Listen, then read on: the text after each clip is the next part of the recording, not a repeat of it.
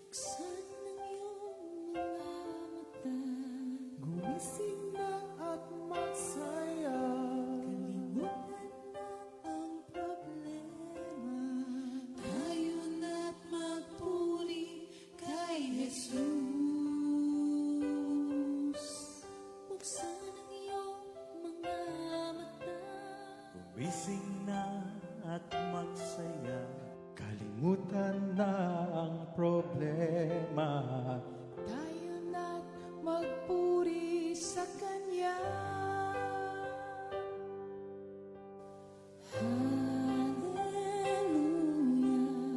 Hallelujah, Hallelujah.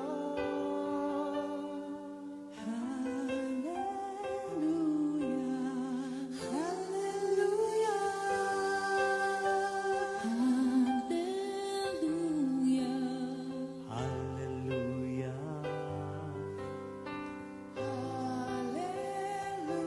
hallelujah. Hallelujah.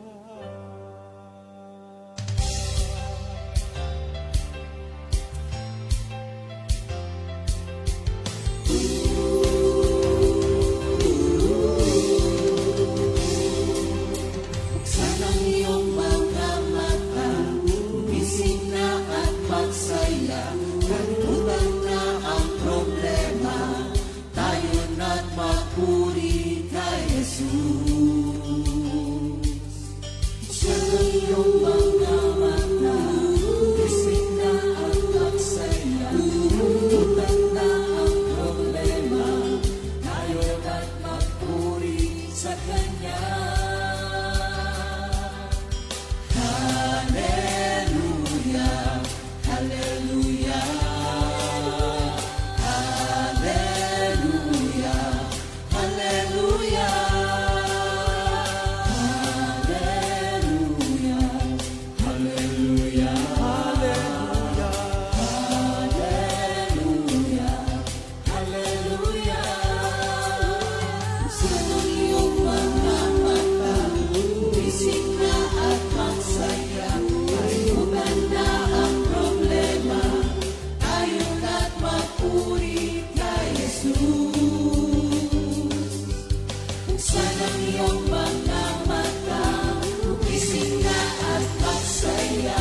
Kalimutan na ang problema, tayo na't magpuri sa Kanya. Hallelujah, hallelujah, hallelujah, hallelujah, hallelujah,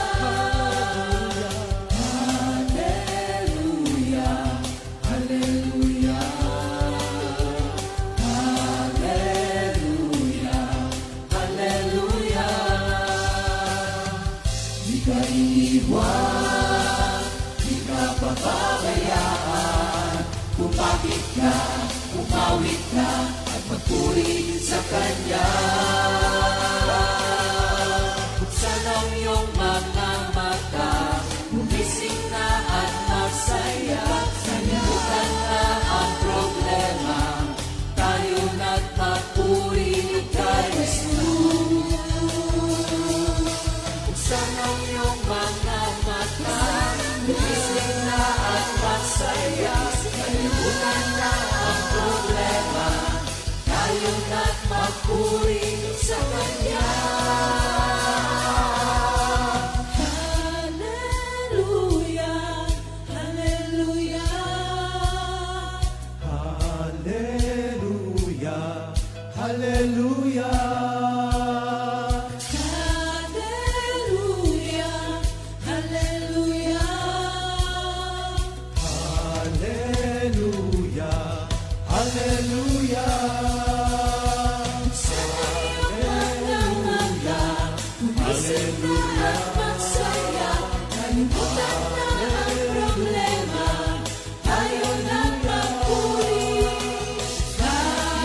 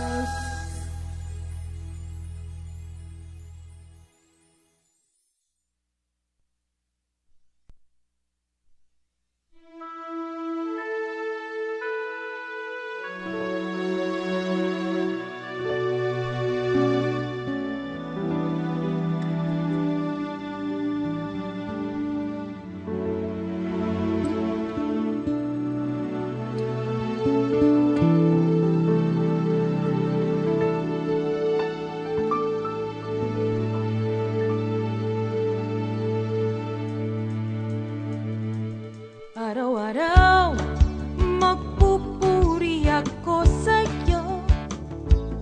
Araw-araw sasambitin ng labi ko. Okay, buti mo sa akin, tanging ikaw ang ligaya ko. Mahal na mahal kita, Panginoon. Bawat saglit, ikaw ang nasa isip ko. Bawat saglit, ikaw ang tibok ng puso ko. Ang pag-ibig mo sa akin ay hindi nagmamaliw. Mahal na mahal kita, Panginoon. Ikaw ang dakilang Diyos na tagapagligtas. Wala kang katulad, nag-iisa kang Diyos magpakailanman. Araw-araw magpupuri ako sa'yo. Araw-araw sasambitin ng labi ko. Okay, buti mo sa akin, tanging ikaw ang ligaya ko. Mahal na mahal kita, Panginoon. Bawat saglit, ikaw ang nasa isip ko. Bawat saglit, ikaw ang tibok ng puso ko. Ang pag-ibig mo sa akin ay hindi nagmamaliw. Mahal na mahal kita, Panginoon. Ikaw ang dakilang Diyos na tagapagligtas. Wala kang katulad, nag-iisa kang Diyos magpakailanman.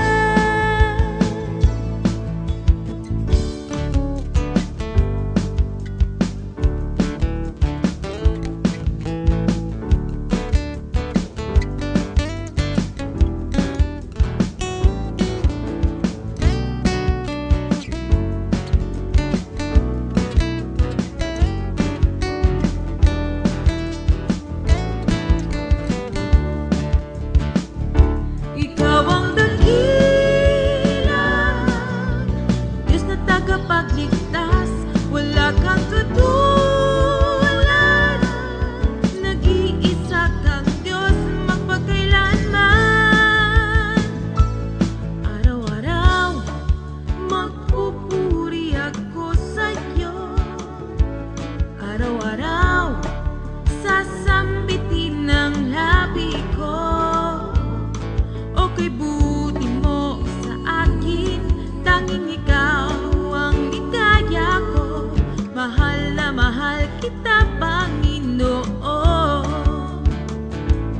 Bawat saglit, ikaw ang nasa isip ko. Bawat saglit, ikaw ang tibok ng puso ko.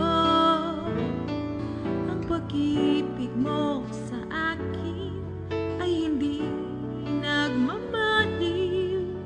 Mahal na mahal kita, Panginoon.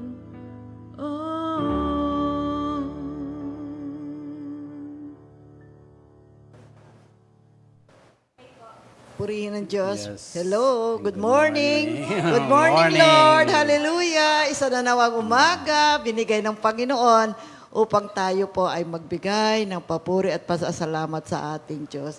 At higit sa lahat, makapag-aaral na naman tayo muli ng kanyang mga banal na salita na siyang pagkain ng ating puso't kaluluwa. Okay.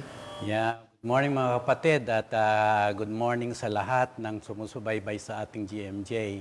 At lalong-lalo na dito sa home office, ang aking mga kapatid na sumusubaybay at Nandito. nakaupo dyan at nakikinig. Pagpalain Yung mga kayo nasa ng internet. Diyos. Oo. Naka-online na. Naka-online na. Yes, mag-umpisa tayo sa isang panalangin. Diyos namang dakila, nagpapasalamat po kami na muli ang biyaya mo'y mapapasa amin sapagkat tunay nga na supisyente pa ito para sa amin. Tunay na wala kami magagawa, kaya pagpalain mo po ang araw na ito, simula ng aming pagbibigay ng kaluguran sa magitan ng pag-aaral at pagbibigkas ng iyong mga salita upang kami ay patuloy na mag-grow sa aming spiritual na buhay at pagpalain ng lahat ng mga papastulan namin. Mangusap ka po sa amin sa umagang ito at ang pagpapala na galing sa iyo mapapasa amin. In Jesus' name we pray. Amen. Amen. O, napakaganda ng ating memory verse of the week. Matthew 7, verse 7. Ask and it will be given to you. Seek and you will find. Knock and it will be opened to you. Amen. Yung Tagalog Sa version. Tagalog, humingi kayo at kayo'y bibigyan. Humanap kayo at kayo'y makakatagpo. Kumatok kayo at kayo'y pagbubuksan. Amen. Salamat po, Panginoon, at bukas ang pintuan para sa amin. Amen. Kaya napakaganda mga kapatid ha. Humingi kayo at kayo'y bibigyan. So ibig sabihin, humingi tayo at huwag tayong mahiya. Sabi nga, 1 Peter 5:7, cast all your cares on Him because He cares for you. At may naalala ako ditong word, yung word na call, C-A-L-L. Call unto God, always call. See? Always, no? Always. Palagian. Tumawag tayo sa ating Panginoon. Huwag tayong mahiya. Kapag meron tayong kailangan, humingi tayo. At kung meron tayong hinahanap, anumang bagay yan, taas natin lahat. So meaning to say, anuman lahat yung mga concerns natin, taas natin lahat yan sa ating Panginoon. At ang sabi niya, kumatok kayo at kayo'y pagbubuksan. Purihin ang banal na pangalan ng ating Panginoon. Praise the Lord. O sige, para po sa ating pag-aaral ngayong umaga, pagpapatuloy natin yung ating topic na sanctification. Kasi ang topic naman natin ngayon is, sanctification is a direction towards eternal life. Ang pagpapabanal ay direksyon tungo sa buhay na walang hanggan. At ang ating Bible verse ay dito sa 1 Thessalonians 4 verses 2 to 3. Okay, babasahin ko po mga kapatid. Unang Tesalonica 4:2 hanggang 3. Alam naman ninyo kung ano ang katuroang ibinigay namin sa inyo, buhat sa Panginoong Diyos, Jesus. Kalooban ng Diyos na kayo'y maging banal at lumayo sa lahat ng uri ng kahalayan. Amen. At sa Pilipos 3:13-14, mga kapatid, hindi ko ipinapalagay na nakamit ko na ito, ngunit isang bagay ang ginagawa ko. Habang nililimot ko ang nakaraan at sinisikap na marating ang layuning nais kong makamtan, nagpupunyagi ako patungo sa hangganan upang makamtan ang gantimpala ng pagkatawag sa akin ng Diyos sa pamamagitan ni Kristo Jesus, ang buhay na nasa langit. At sa unang Korinto 9:24-27, alam ninyong ang mga kalahok sa paligsaan ay tumatakbong lahat, ngunit iisa lamang ang nagkamit ng gantimpala. Kaya't pagbutihin ninyo ang pagtakbo upang kamtan ninyo ang gantimpala. Lahat ng manlalarong nagsasanay ay may disiplina sa lahat ng bagay upang magkamit ng isang gantimpalang panandalian lamang. Ngunit ang gantimpalang hinahagan natin ay panghabang panahon. Hindi ako tumatakbo ng walang patutunguhan at hindi ako sumusuntok sa hangin. Subalit pinahihirapan ko ang aking katawan at sinusupil ito upang sa gayoy hindi ako maalis sa paligsahan pagkatapos kong mangaral sa iba. Okay. Ito ang mga Bible verses na tatalakayin natin at iba pang mga Bible verses, mga kapatid. So, ang pamumuhay ng isang banal na buhay ay pamumuhay ng isang buhay na nagdudulot ng kaluwalhatian sa Diyos. Maring nakikita tayo sa panlabas, pero ang ibinibigkas natin, yung mga panloob na katotohanan na galing sa ating Panginoong Hesukristo na tanggap nating kaligtasan, ito'y sa pamamagitan ng ating pananampalataya sa gawaing kapalit ni Kristo bilang isang sakripisyong kordero ng Diyos sa krus ng Kalbaryo. Dahil sa kanyang paghihirap, natuklasan natin na napakabigat pala ang ginawa ng ating Panginoon upang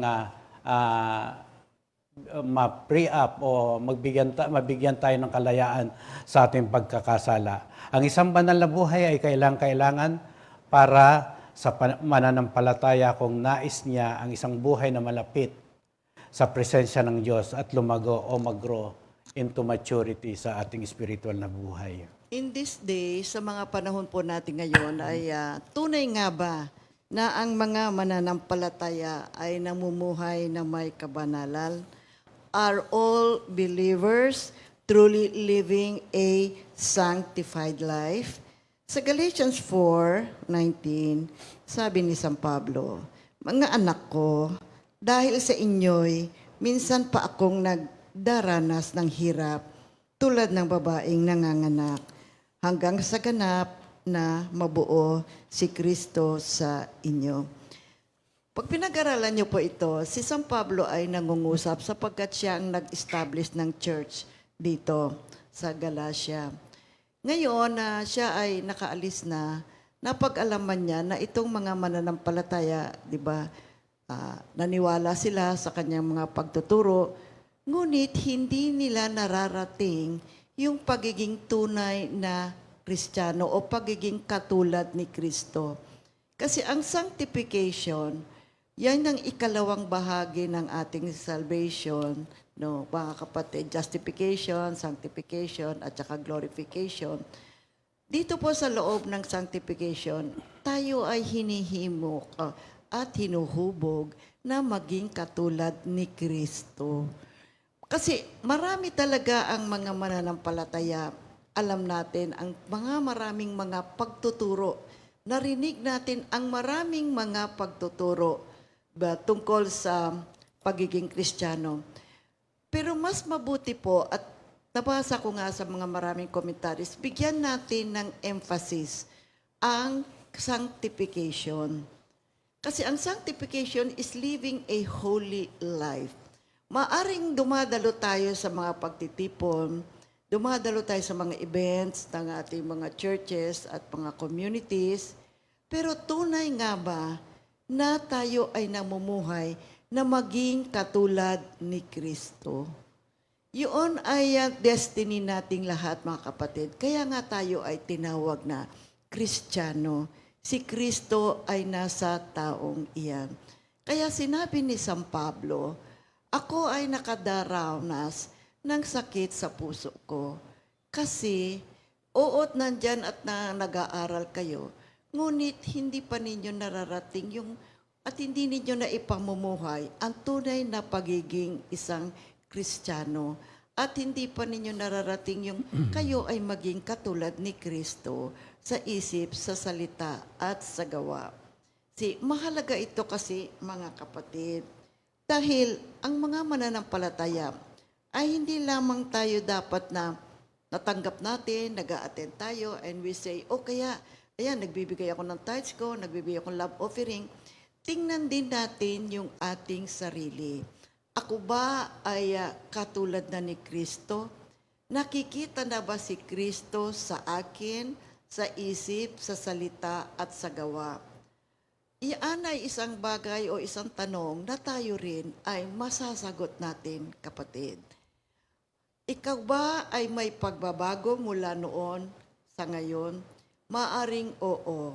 Totoo naman yon. Mayroon nagbago sa atin. Ngunit kailangan natin ma-realize na kailangan nating marating ang maging katulad ni Kristo. Kaya ang puso ni San Pablo ay nagkakaroon ng pighati sapagkat gustong-gusto niyang makabalik sa mga mananampalatayang ito at muli silang tulungan, turuan na kailangang maging katulad kayo ni Kristo at makita si Kristo sa inyo. Ika nga ang salitang, "It's no longer I that lives, but Christ lives in me." Kaya tayo ay sinasabihan ni San Pablo na ipagpatuloy ang takbuhan ng buhay. Magpatuloy sa isang buhay na may kabanalan. Pagka sinabi niya, kasi kung wala ito, walang makakakita sa ating Panginoon. Ito ay isang prangka, malakas, at diretsong punto na sinasabi ni San Pablo. Dapat kayong magpakabanal. Kaya sinasabi niya rin sa atin at tayo ay ini-encourage, ipagpatuloy ninyo ang pagpapakabanal. You have to sit down and meditate, kumusta ba ang buhay ko?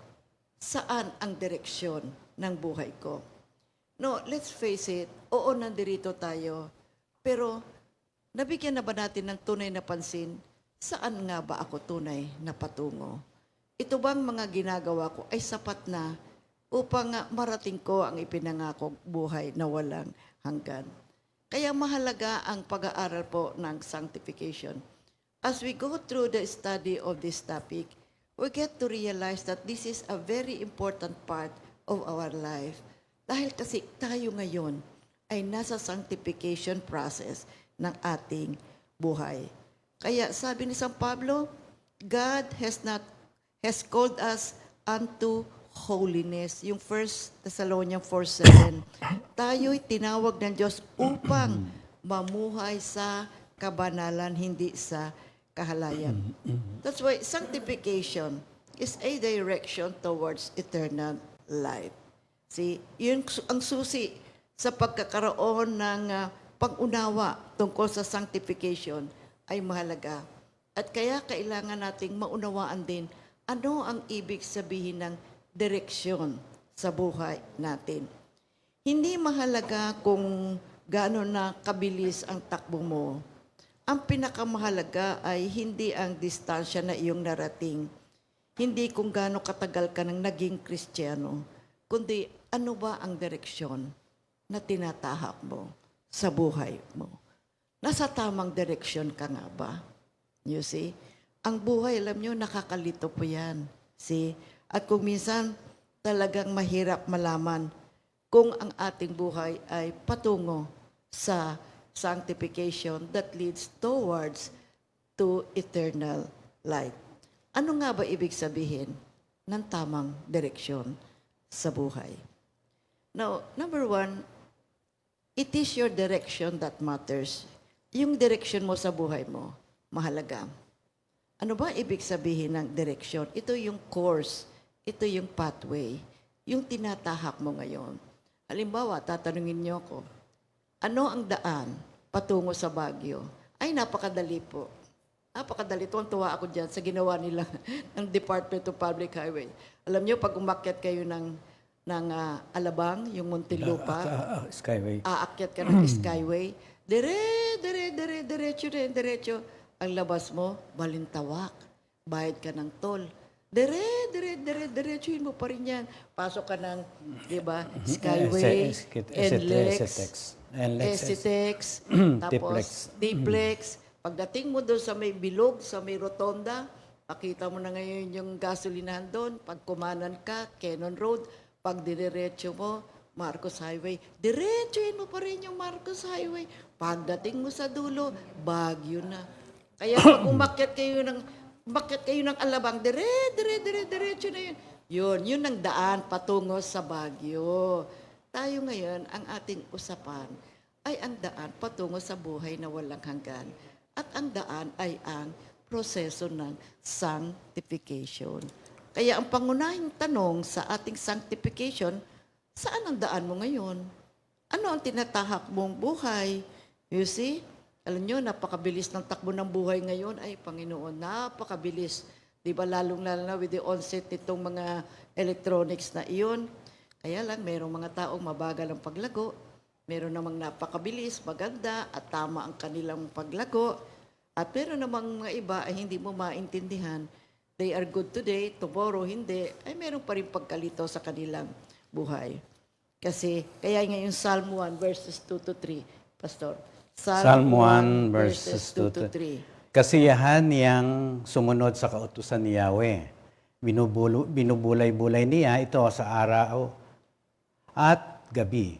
Katulad niya ay punong kahoy sa tabi ng isang batisan. Laging sariwa ang dahon at namumunga sa taktang panahon. ano man ang kanyang gawin, siya ay nagtatagumpay. Ang buhay, mga kapatid, ay tungkol sa paglago at pag-aaral. It is growth and learning. Kaya kapag ikaw ay aktibong lumalago at natututo, lalo na sa iyong buhay espiritual, ikaw ay gumagalaw at ikaw ay nasa tamang direksyon ng buhay. Ito ay ang buhay natin. For me, life is a school. There's so much to learn. Kaya napansin nyo ba, napakarami ng mga experiences sa buhay natin. Mayroong mga testings, katulad ng eskwela, may mga testings para alam na natin kung saan ang ating level ng ating paglago. Ikaw ba ngayon, kapatid, ay mas mahusay ngayon kaysa kahapon? At kapag ikaw ay patuloy na lumalaki, ikaw ay natututo, ikaw ay nasisiyahan, kapatid, nasa tamang landas ka. Kaya sabi ni San Pablo sa Philippians 3:13-14, Mga kapatid, hindi ko ipinalalagay na nakamit ko na ito, ngunit ang isang bagay ang ginagawa ko. Habang nililimot ko ang nakaraan, at sinisikap na marating ang layuning nais kong makamtan, nagpupunyagi ako patungo sa hangganan upang makamtan ang gantimpala ng pagkatawag sa akin ng Diyos sa pamamagitan ni Kristo Jesus, ang buhay na nasa langit. yung 1 Corinthians 9:24-27. Tingnan Alam natin. ninyong ang mga kalahok sa paligsahan ay tumatakbong lahat, ngunit iisa lamang ang nagkakamit ng gantimpala. Kaya't pagbutihin ninyo ang pagtakbo upang kamtan ninyo ang gantimpala. Lahat ng manlalarong nagsasanay ay may disiplina sa lahat ng bagay upang magkamit ng isang gantimpalang panandalian lamang. Ngunit ang gantimpalang hinahangad natin ay panghabang panahon. Hindi ako tumatakbo ng walang patutunguhan at hindi ako sumusuntok sa hangin.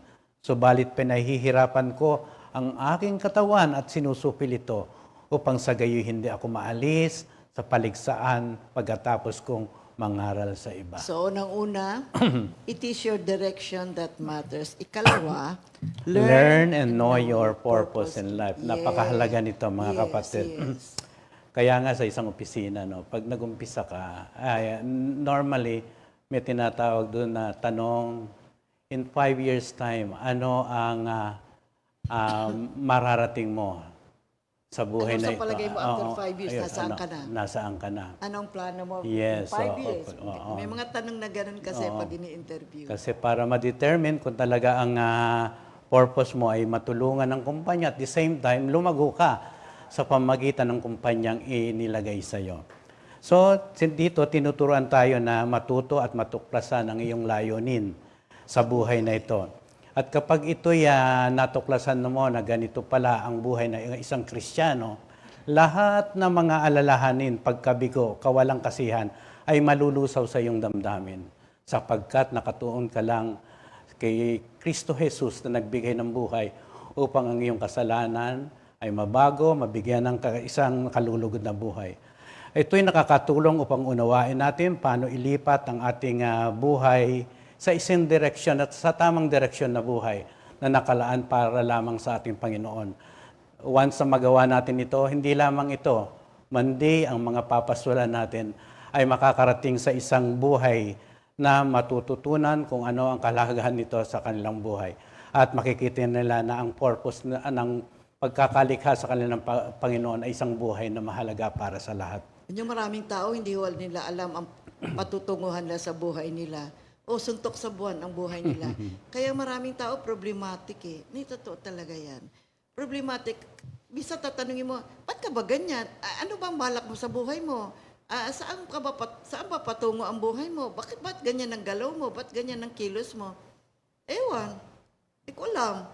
Naku, wag po hindi po magandang ugali yung ganoon. Kaya kailangan malaman natin, learn and know your purpose in life. Kasi kung alam mo, ang purpose mo at yun ang iyong tatahakin, magkakaroon naman ng kagandahan ang iyong buhay at magkakaroon ng effectivity yung buhay mo. Magiging maganda, no? Magiging mahusay ang buhay mo.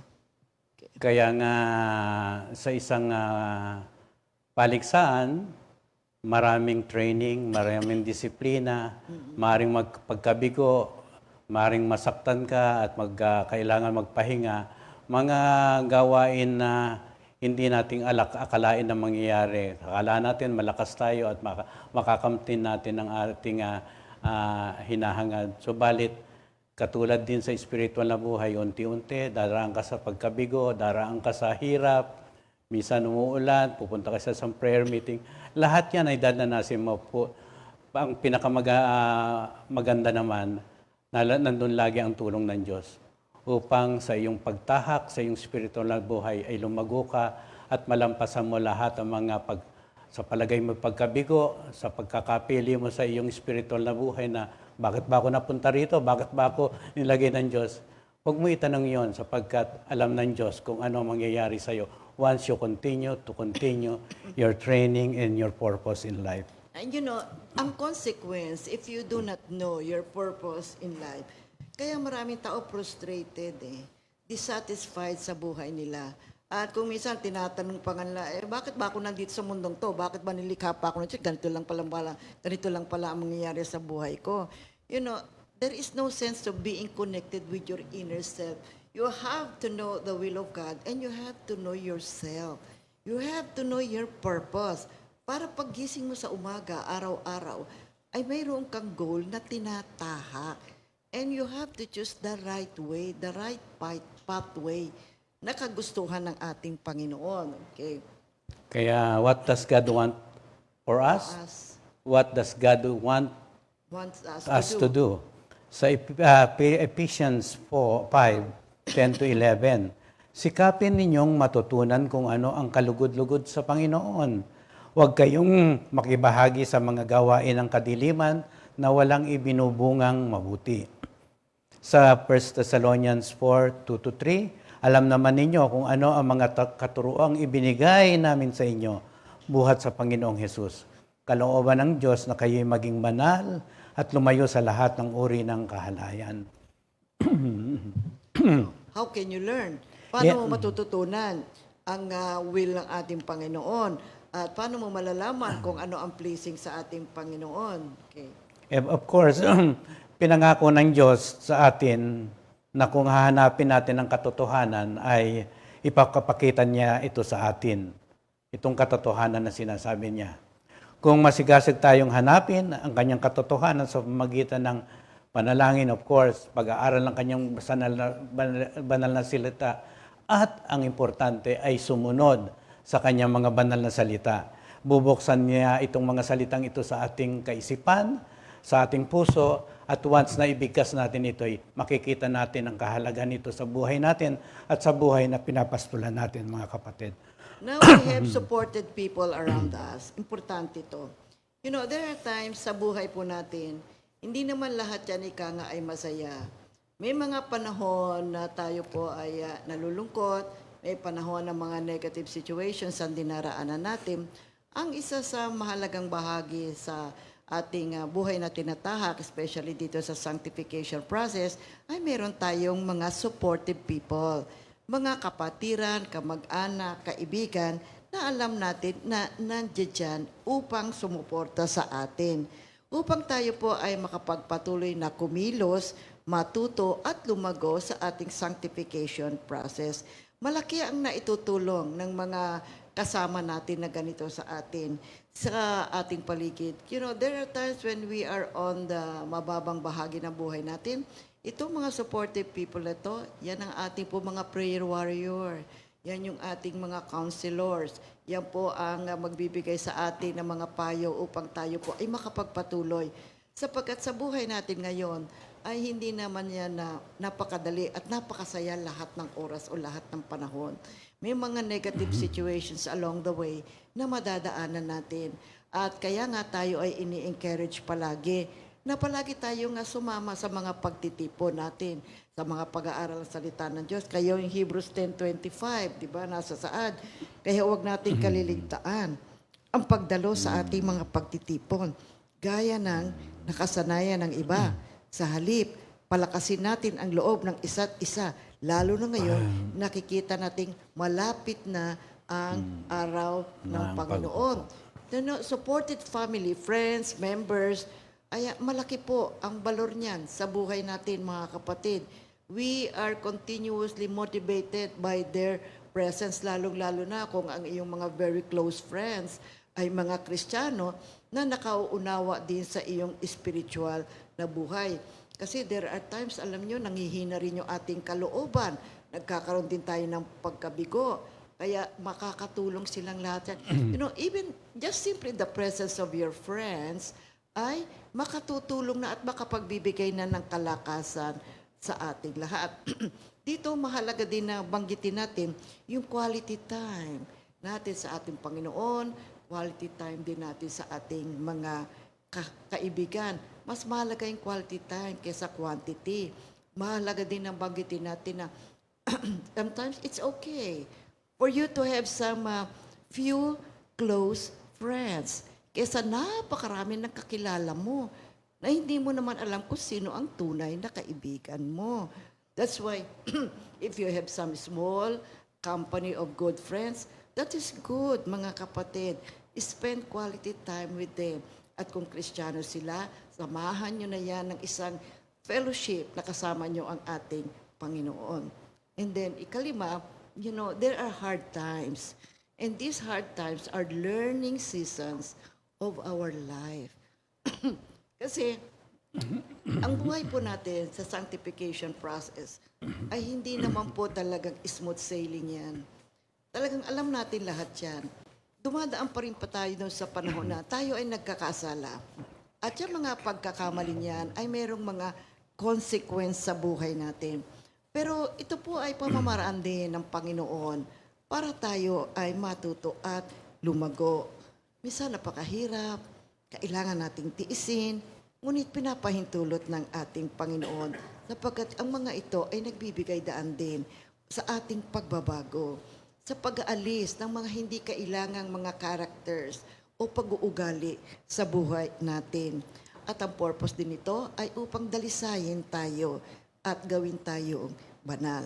Kaya In nga 1 dito sa 1 Peter 1:7, 1:7, ang ginto, bagamat nasisira, ay pinapadaan sa apoy upang malaman kung talagang dalisay.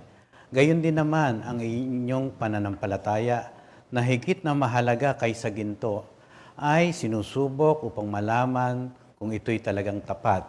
Sa gayon kay papupurihan, dadakilain at pararangalan sa araw na mahayag si Heso Kristo. So let us remember that there are 3 phases or levels of sanctification. Yung una. The sanctification of a believer. May 3 pong realms na tinatawag po natin. Ito po yung positional, progressive, and the ultimate. When you speak of the positional, it reflects the past. When you speak of the progressive, it speaks about the present, and the ultimate, it speaks about the future aspects of salvation. Yan ay nasa Roma 8:1 hanggang 11. Binanggit ni Pablo ang katotohanan ng pagpapabanal sa posisyon natin habang ang mananampalataya ay kaisa kay Kristo na inaaring ganap at ipinahayag na matuwid. Pagkatapos ay nilararawan niya kung paano ang pagpapabanal na ito ay unti-unting ginagawa sa buhay ng mananampalataya na lumalakad sa ayon sa Espiritu Santo. Once na ma-justify tayo, mga kapatid, tinuturuan tayo ng Diyos na mag-aaral ng kanyang banal na salita, pinaupo tayo sa mga prayer meeting, pina-attend tayo sa fellowship, Bible study, upang ang posisyon natin na sa present ngayon, yung sanctification, yung progressive, patuloy, ay magiging kaaya-aya sa ating Panginoon habang nakikipagtulungan tayo na makamit natin hanggang doon sa ultimate purpose ng Diyos na glorification. So talakayin natin itong positional sanctification. Ito yung tinatawag nating justification, yung sa sanctification. Sa Roma 8:28-30, alam nating sa lahat ng bagay ay gumagawa ang Diyos para sa mabuti kasama ang mga nagmamahal sa Kanya. Silang mga tinawag ayon sa Kanyang layunin. Sapagkat sa mulat mula pa'y alam na ng Diyos kung sino ang maging kanya at ang mga ito'y pinili niya upang maging katulad ng kanyang anak. Sa gayon, siya ang naging panganay sa lahat ng maraming magkakapatid. Ang mga pinili niya noon, panguna, ay kanyang tinawag. At ang mga tinawag niya ay kanya ring pinawalang sala. At ang mga pinawalang sala ay kanyang binahaginan ng kanyang kaluwalhatian. So, napaka-importante, mga kapatid, na tayong pinili niya, na pinawalang sala, ay binahaginan niya ng kanyang kaluwalhatian. At patuloy tayong maglilingkod at makikita natin ang nasa ng yugto na ating buhay ay pinalalago tayo at pinababanal. Ang unang yugto ay nangyayari sa simula ng ating buhay Kristiyano once na ma-justify tayo.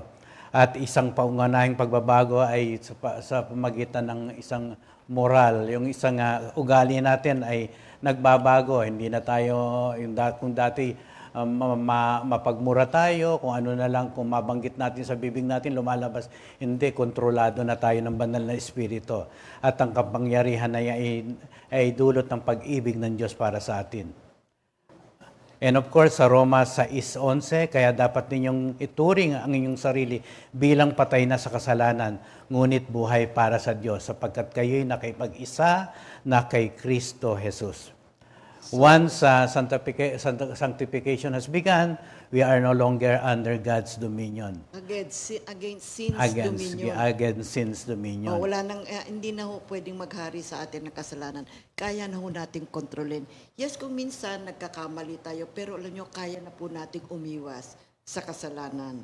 Kaya sabi yung Romans 6:14, sapagkat hindi na dapat maghari sa inyong kasalanan, dahil kayo wala na sa ilalim ng kautusan, kundi na sa ilalim ng kagandahang loob ng Diyos. Ano pa, mga kapatid? Romans 16. Romans 6. Merong tinatawag na reorientation ng ating desires. Yung we develop the love para sa isang buhay na may katwiran, at Paul called this slavery to righteousness sa Roma 6:17 hanggang 18. Ngunit salamat sa Diyos, kayong dating mga alipin ng kasalanan ay taos-pusong sumunod sa katotohanan na nasa aral na ibinigay sa inyo. Pinalaya na kayo sa kasalanan at kayo ngayon ay mga alipin na ng katwiran. So yun, mga kapatid, yun yung unang bahagi ng phase ng ating sanctification, positional sanctification, which is the justification. Ang ikalawa ay yung progressive sanctification. Ito yung present sanctification. Ito yung ngayon tayo. This is experiential, meaning to say we have to experience this. This is not something for head knowledge. Kailangan po ito ay maranasan natin araw-araw. This will lead us to spiritual maturity. And the goal is Christ-likeness. You see, ang layunin ay maging katulad tayo ng ating Panginoong Heso Kristo. You see, ang progresibong pagpapakabanal o progressive sanctification ay gawain ng banal na Espiritu sa buhay natin. Kaya ibinigay sa atin ang Holy Spirit upang magampanan natin ito, mga kapatid. Kasi sinabi ng Biblia, be holy because I am holy. Maging banal kayo. Kasi sapagkat ako ay banal. 1 Peter 1:14-16. Itong progressive sanctification ay nangangailangan ng habang buhay para makumpleto. You know, the progressive sanctification, yung proseso ng sanctification, habang tayo po ay nabubuhay. Matatapos lang ito kapag tayo po, bawat isa sa atin, namatay na. Kaya habang tayo ay lumalaki, sa biyaya ng ating Panginoon, kasi bubuhusan ka talaga ng grasya ng Panginoon para makapamuhay tayo na sanctified life. Patuloy po tayo, mga kapatid. Tingnan natin, masdan natin ang ating pang-araw-araw na kilos at buhay. Yes, nandoon yung ma-attend tayo, nag-aaral tayo salita ng Diyos. Pero tingnan natin, ako ba, nakikitaan na ba sa akin ang Panginoong Hesukristo? Ako ba ay... it's no longer I that lives, but Christ lives in me. ako ba ay katulad na ni Kristo? Kaya yung 2 Corinthians 3:18. At ngayong naalis na ang talukbong, nagniningning sa ating mga mukha ang kaluwalhatian ng Panginoon. At ang kaluwalhatian niya na nagmumula sa Panginoon na siyang Espiritu, ang siyang magbabago sa atin. Mula sa isang antas ng kaluwalhatian hanggang tayo ay maging kalarawan niya. Kaya si Apostol Pablo, he himself, sinasanctified siya, nasa sanctified siya, habang siya ay nabubuhay, habang siya ay naglilingkod sa ating Panginoon. Dahil kasi ang proseso ng progressive sanctification ay pang-araw-araw. Kaya yung Colossians 3:10, isuot ninyo yung bagong pagkatao na patuloy na nagbabago at nagiging kalarawan ng Diyos na lumikha sa inyo upang lalo inyo siyang makilala. Yung ikatlo. Ang ikatlo, yung tinatawag nating ultimate sanctification which is glorification. The final stage in the salvation process is the ultimate sanctification of the believer. Which is glorification. Oo, yung tinatawag nating hinaharap na pagpapabanal. Ito'y mangyayari lamang, of course, sa ating resurrected life. Ang ibig sabihin, ang patuloy na pananahan ng Espiritu sa buhay ng isang mananampalataya ay parehong pangako ng ibig sabihin, what did you call this? The indwelling of the Holy Spirit in the life of a believer is both the promise of an agency of this future glorification na kasama ang pagtubos ng katawan. Ito isang manang walang dungis at walang hanggan, and of course, pagpapalaya mula sa hira, inaharap na galit ng Diyos. Lahat tayo hindi ito pa nararanasan, mga kapatid. Napakaligaya siguro, napakasarap na maranasan natin ito. Itong glorified life na wala ng kamatayan, wala ng sakit, wala ng paghihirap. Lahat yan ay pamana sa atin ng ating Panginoon. Kaya ang sabi nga, as we progress in our sanctified life, patuloy-patuloy lang tayong harapin ang katotohanan na mangyayari ito sa ating buhay habang tayo patuloy na, what you call this? Serious tayo sa ating spiritual na buhay, of course. Purihin ng Diyos. So, justification delivers us from the penalty of sin.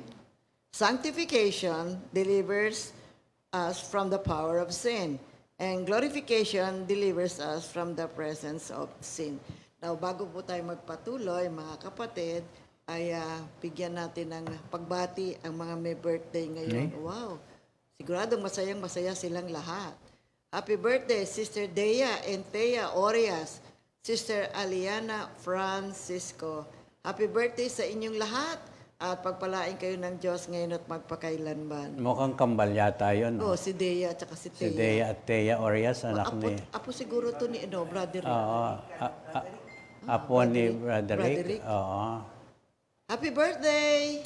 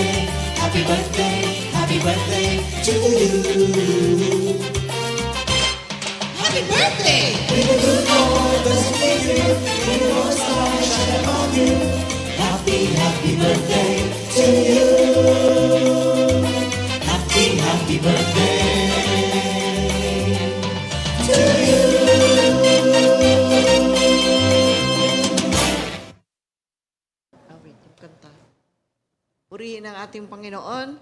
Ngayon, we have a repeat new song of the week. See?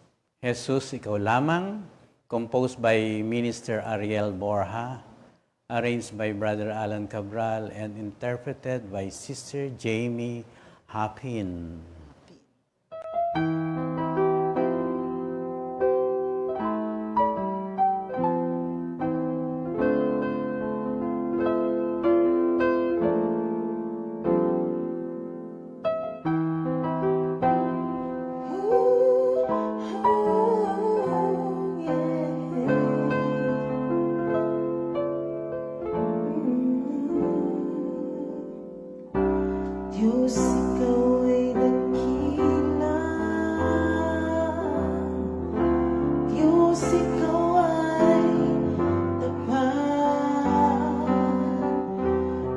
Diyos, ikaw ay pag-ibig. Unang pagmamahal.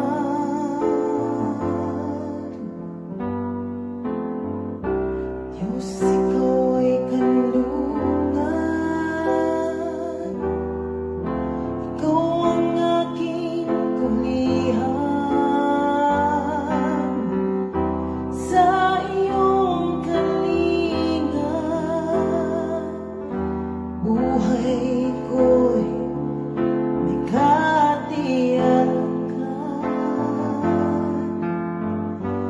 Pinahihimlay mo ako sa luntiang pastulan at pinanunumbalik ang aking kalakasan.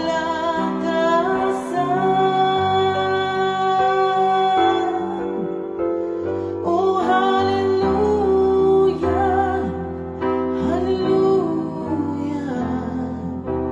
Tanging ikaw lamang, Jesus. Oh, hallelujah, hallelujah. Tanging ikaw lamang, Jesus. Wala nang iba.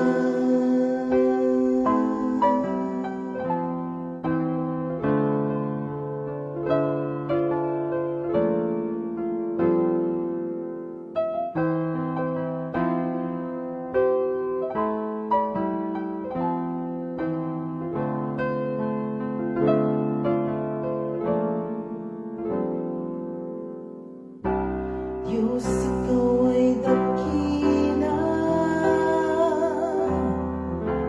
Diyos, ikaw ay tapat. Diyos, ikaw ay pag-ibig. Unang pagmamahal.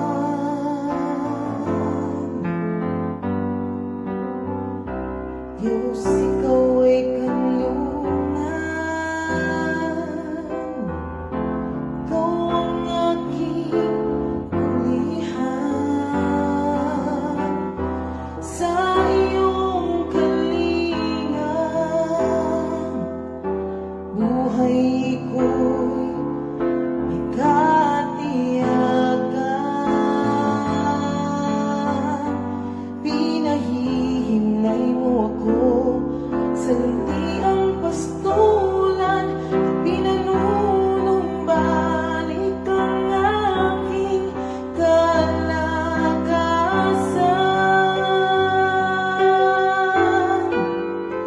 Oh, hallelujah, hallelujah. Tanging ikaw lamang, Jesus. Oh, hallelujah, hallelujah. Tanging ikaw lamang, Jesus. Oh, hallelujah, hallelujah. Tanging ikaw lamang, Jesus. Oh, hallelujah, hallelujah. Tanging ikaw lamang, Jesus. Wala nang iba. Tanging ikaw lamang, Jesus. Oh, hallelujah, hallelujah. Tanging ikaw lamang, Jesus, at wala nang iba.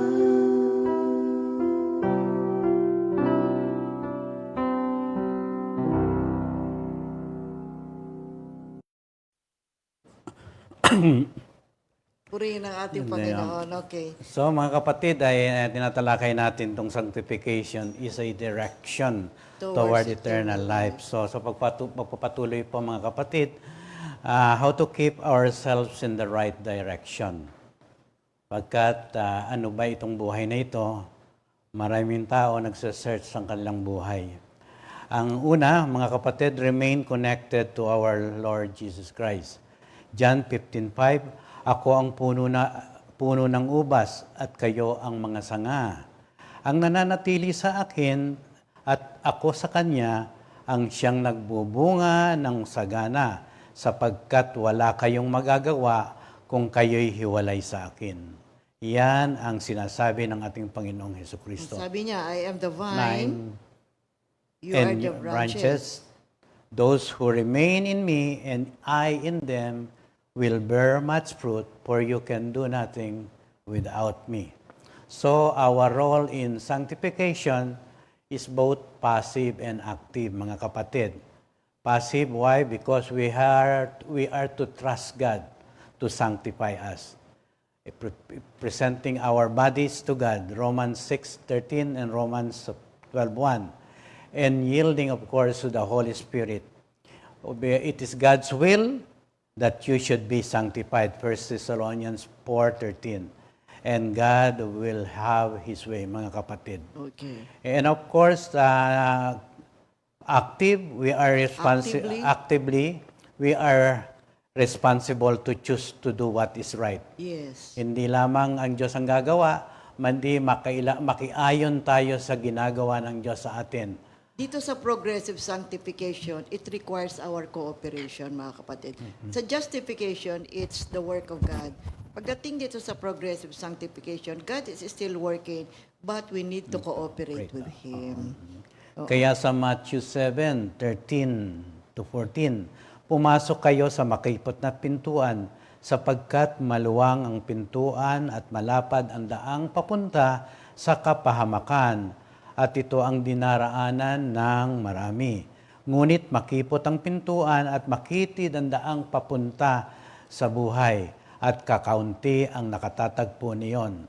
So dito inilalarawan ni Hesukristo ang landas patungo sa buhay, yung tunay na buhay na, of course, bilang isang bagay na nangangailangan ng walang hanggang buhay, kailangan makapasok ka doon sa pintuan na sinasabi ng ating Panginoon sapagkat sa ngayon, kingdom of the world and the kingdom of God, ngayon ay nandun na tayo sa kaharian ng Diyos. Kaya ang mensaheng ito ay nilalagay tayo doon sa kaharian ng Diyos na ang lahat ng mabubuting bagay na itinuturo ng Diyos ay kailangan ng ipamuhay natin, mga kapatid. Sapagkat sabi nga, kakaunti lang ang nakakapasok dito sa makitid na daan na ito. Subalit marami ang nandun pa sa labas. Kumbaga, ayaw talagang pumasok. Ito ang binigay sa akin ng word ni Lord nung araw nang tanggapin ko si Hesukristo. Actively, so we are responsible to make right choices. Choose what is right. And when we are going to make a choice, choose the way that leads to your sanctification. So kaya yung Matthew 7:13-14 inilalarawan ng ating Panginoon is describing the pathway to life, the true and eternal life. That's why merong word na difficult. Sabi doon so marami ang nagkakagusto doon sa maluwang na daan. You see, kaya ang sabi ng Panginoon kaunti lang ang bilang ng mga tao na nakatapak sa landas na iyon. Yun yung narrow gate. Kaya pinapaliwanag ni Jesus kung gaano kahirap ang pagiging isang Kristiyano. Yung difficult is from the Greek word tilibo, T-H-L-I-B-O. No? Which means to press, as in grapes. Yung grapes, di ba kapag pinipress mo ganun, kung talagang pinipress mo very hard para makuha mo yung Diyos. Press hard upon, compressed way. Narrow, straightened, contracted. You see, it also means trouble and affliction or distress. So meaning difficult, mahirap. Kaya yung mga apostles na kasama ng ating Panginoon, nalaman nila na ang pagiging alagad ni Jesus at pagiging Kristiyano ay hindi naman pala madali. Kailangan tayo sumunod sa yapak ng ating Panginoon. Hindi lamang ito kasi pagbibigay ng iyong puso, bagkus kinakailangan din ang ating pisikal na pagtitiis sa mga paggawa natin ng mga alituntunin ng ating Panginoon. Kaya nga sabi ni Lord, di ba, John 16:33, sinasabi ko sa inyo, upang sa inyong pakikipag-isa sa akin ay magkaroon kayo ng kapayapaan, magdaranas kayo ng kapighatian sa sanlibutang ito. Ngunit, tibayan ninyo ang inyong loob na pagtagumpayan ko na ang sanlibutan. So, meron tayong mga dapat gawin. You know, bawat isa sa atin ay meron tayong kanya-kanyang ugali. We have different characters, personalities. At sa proseso ng sanctification, alam niyo kung ano man ang hindi ayon sa panuturan ng Diyos, kailangan alisin natin.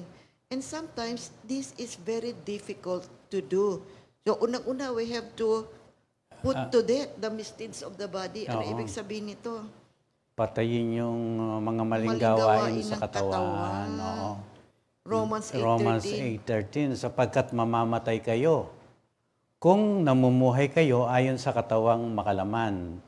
Ngunit kung pinapatay ninyo sa pamamagitan ng Espiritu ang mga gawa ng katawang makalaman, mabubuhay kayo. Dalawa. Pangalawa, of course, striving for holiness, pagsusumikap para sa kabanalan. Sa Hebreo 12:14, sikapin ninyong makasundo ang lahat at magpakabanal sapagkat hindi ninyo makikita ang Panginoon kung hindi kayo mamumuhay ng ganito. And of course, dapat takasan natin yung tinatawag natin immoralidad. Unang Korinto 6:18. Iwasan ninyo ang immoralidad. Ang ibang kasalanan na gagawa ng tao ay hindi nakasisira sa katawan. Ngunit ang gumagawa ng immoralidad ay nagkakasala laban sa sarili niyang katawan. And of course, we have to cleanse ourselves from every defilement. Paglilinis sa ating sarili sa bawat karumihan. Pangalawang Korinto 7:1, mga minamahal, yamang ipinangako sa atin ang mga bagay na ito, alisin natin sa ating sarili ang lahat ng nakapagpaparumi sa ating katawan at sa ating espiritu. Sikapin nating mamuhay ng may ganap na kabanalan at paggalang sa Diyos. At ang panlima ay, of course, ay making every effort to supplement our faith. Deepen our faith. Paano Pagsisikap. Palalayamin. Upang madagdagan ang ating pananampalataya. Second, pangalawang Pedro 1:5-7. Dahil dito, sikapin ninyong idagdag sa inyong pananampalataya ang kabutihan, sa inyong kabutihan ang kaalaman, sa inyong kaalaman ang pagpipigil sa sarili, sa inyong pagpipigil sa sarili ang katatagan, sa inyong katatagan ang pagiging makadiyos, sa inyong pagiging makadiyos ang pagmamalasakit sa kapatid, at sa inyong pagmamalasakit ang pag-ibig. So how do we keep ourselves in the right direction? So unang-una, remain connected to our Lord Jesus Christ because without Him, we can do nothing. At siya mismo ang nagsabi nito. Ikalawa, know God and His will. Alamin natin kung ano ang mga alituntunin ng ating Panginoon. The key to life and to our success ay kailangan makilala natin ang ating Diyos. Try to find our true purpose and live our purpose in life. So, meron akong nakita rito na magandang maibahagi sa ating lahat. Unang-una, the greatest tragedy in life is not death, but a life without a purpose. Ang pinakamalaking trahedya sa buhay ay hindi kamatayan, kundi buhay na walang layunin. Tama nga naman, di ba? Kaya nga, ano ba ang direksyon ng buhay mo ngayon? Ano ba ang purpose mo? Nagagampanan mo ba ang plano ng Diyos para sa iyo? Ikaw ba ay nasisiyahan sa kasalukuyan at nagagawa mo ang purpose ng Diyos para sa iyo? Ikalawa, the greatest challenge in life is knowing what to do. We get up in the morning, we are doing what we are supposed to do. Tama nga naman. Pag alam mo, pagising mo sa umaga, that is your great motivator. Ano ang purpose ko? Ito ang pinagagawa ng Diyos. Ito ang aking gagawin. Kaya hamon sa atin sa buhay natin, alamin natin kung ano ang dapat nating gawin. Pagbangon natin sa umaga, gawin natin ang dapat nating gawin. Kung ano ang plano ng Diyos para sa atin, gawin natin. Kaya nga pagising sa umaga, good morning, Lord! Oh, another day. Thank you, Lord. Ano ang ating schedule for this day? Sundan natin ang panuntunan ng Diyos. Number 3, the greatest mistake in life is being busy but not effective. Ano ibig sabihin nito? Abalang-abala ka, pero hindi naman epektibo ang buhay mo. Why? Kasi yung ika-4. The greatest failure in life is being successful in the wrong assignment.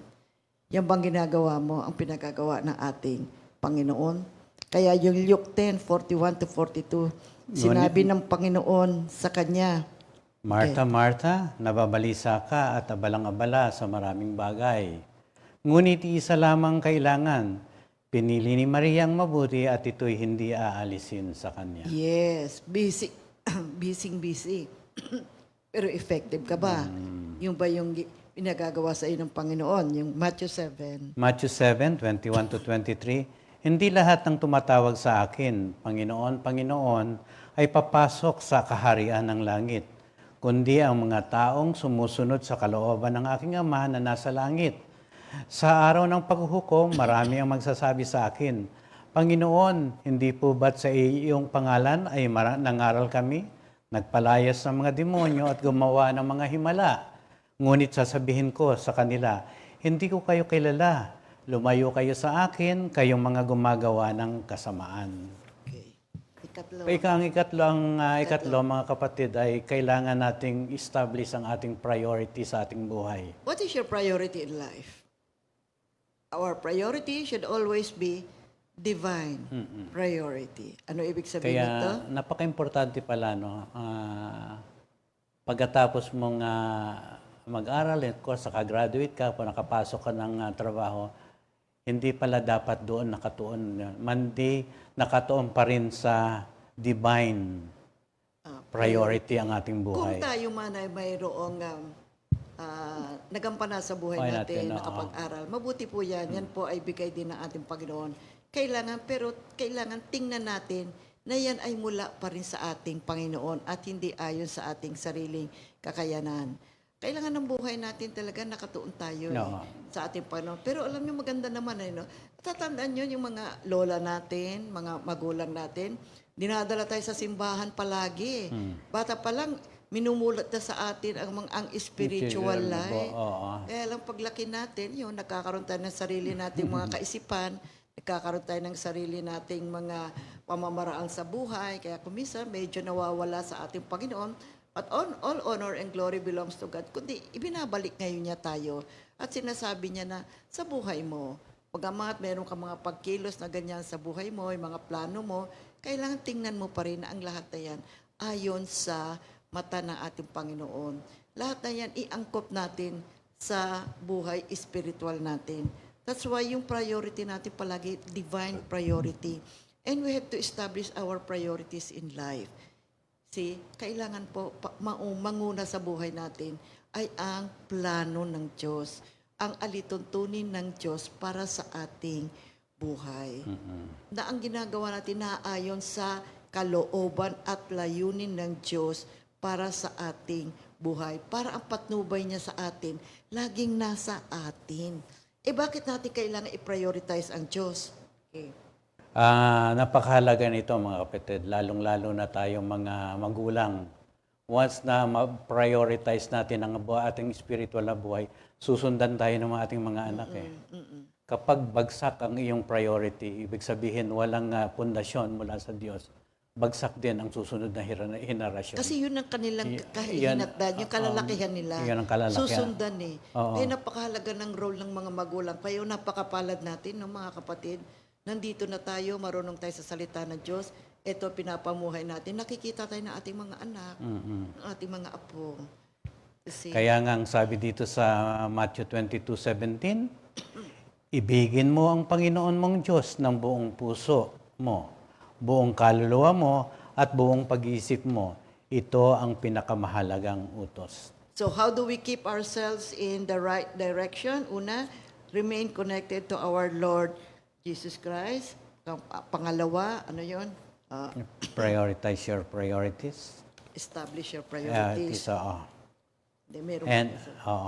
and of Yung course, ikalawa, effective know use. God and God's will. So, ulitin natin. How to keep ourselves in the right direction, remain connected to our Lord Jesus Christ, know God and His will. Ikatlo, establish your priorities.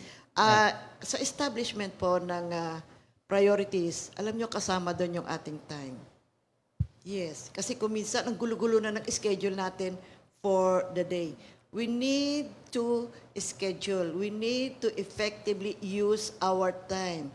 Bawat isa sa atin ay mayroong 24 hours. Remember, the person you are today is the result of how you use your time in the past. You see? Kung ang taong ikaw ngayon ay bunga na kung papaano mo ginamit ang oras mo sa nakaraan o kahapon.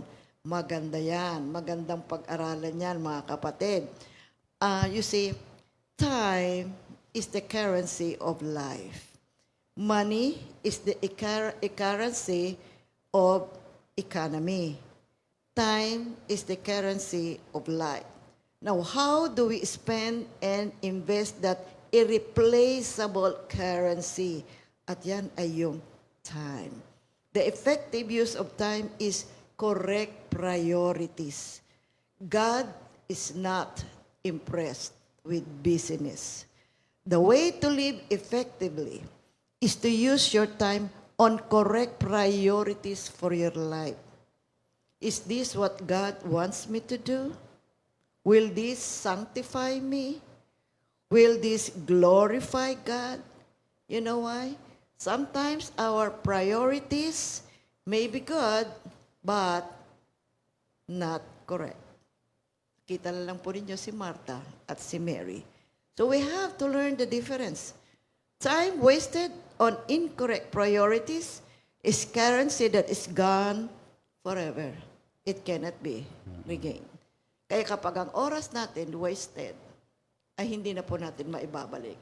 Kaya maraming mga tao, sana kung maibabalik ko lang ang kahapon.